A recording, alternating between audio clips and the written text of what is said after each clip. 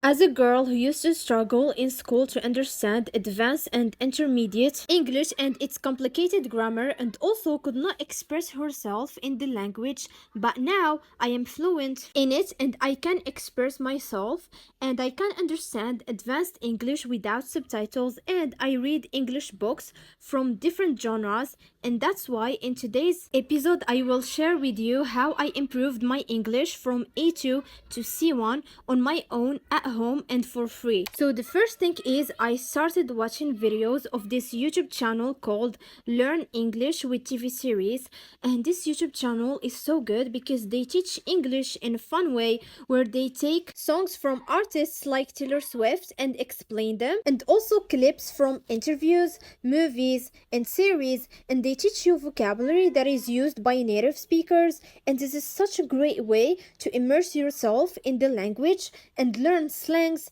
idioms and expressions that are used in entertaining way. And also you improve your listening skills by watching these 2 to 4 minute clips so many times with English subtitles that comes with the video. And even at the end of the video they remove subtitles and you watch the clip again after understanding the context, and that really will help you to train your ears to start understanding natives without subtitles. And if you came across a video that is so challenging and so difficult for you and way advanced, stop it and go watch another one and come back to it later in a month or two after improving your level, so you can be ready for the challenge and it is not going to be too overwhelming. And this is something that you will face in your journey where you're gonna come across TV shows, videos, podcasts or books that are way advanced for you, and my advice is leave them for the moment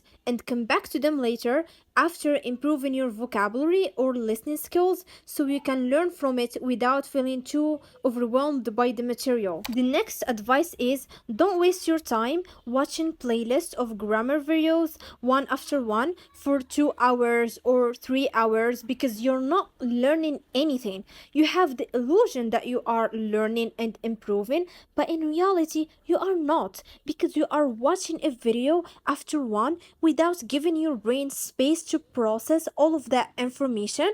And also, you are not practicing the grammar by making your own sentences, and even you start getting confused and overwhelmed the more you dig into it.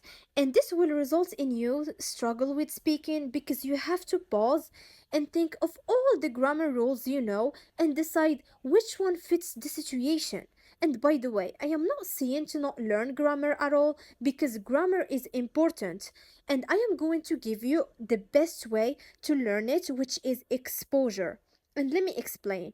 When you watch a video or read an article or something like this, and you come across a rule that you don't know and triggered your curiosity to learn more about it, go and watch a video about it and take some few notes and try to make your own examples, and then immediately start exposing yourself to more videos and articles and podcasts where you can come across that grammar rule again in a different context, because this helps your brain to start noticing this rule more than before because you are putting your focus on it.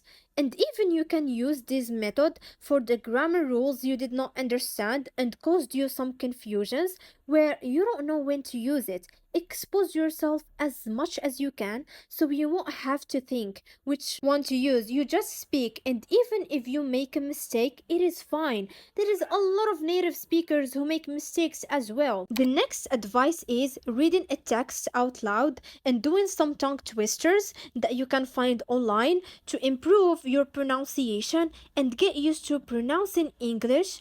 And when you struggle with pronouncing a word, you can look for its pronunciation in the Cambridge Dictionary in both American and British accents, and you can pick which accent you want.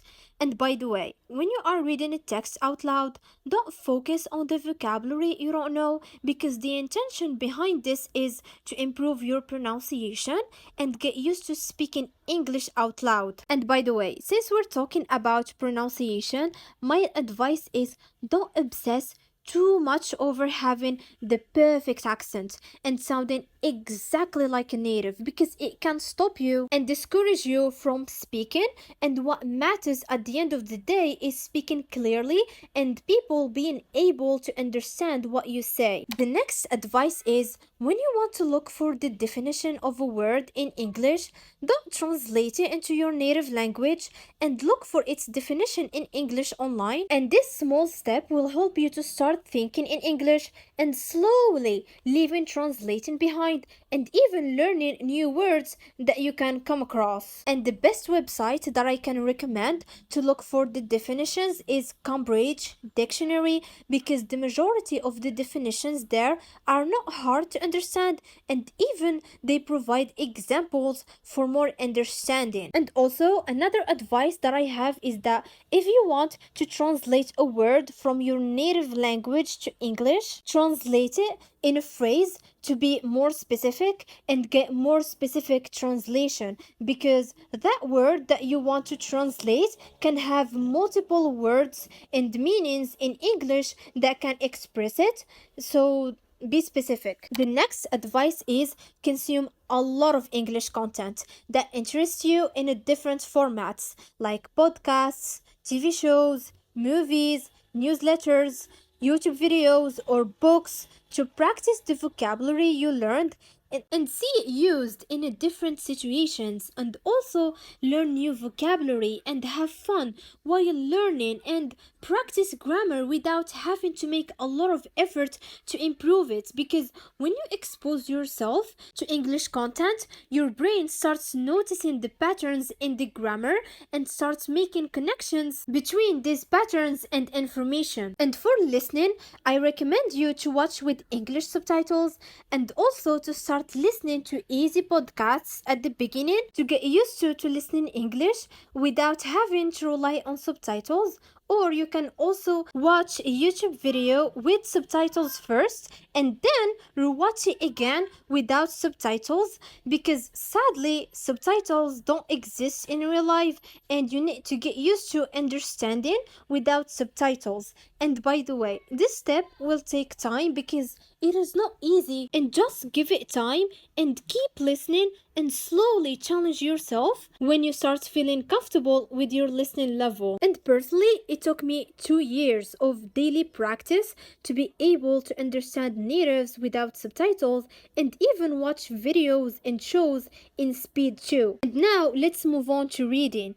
For reading, you can start with newsletters of your favorite content creators, because they are easy to understand compared to an article, and they are not long, which is a great way to get you into reading in English. And if you want to find newsletters and blogs, you can download an app called Substack, where people can publish their blogs, and try to find blogs that are free, because not all of the content there is free.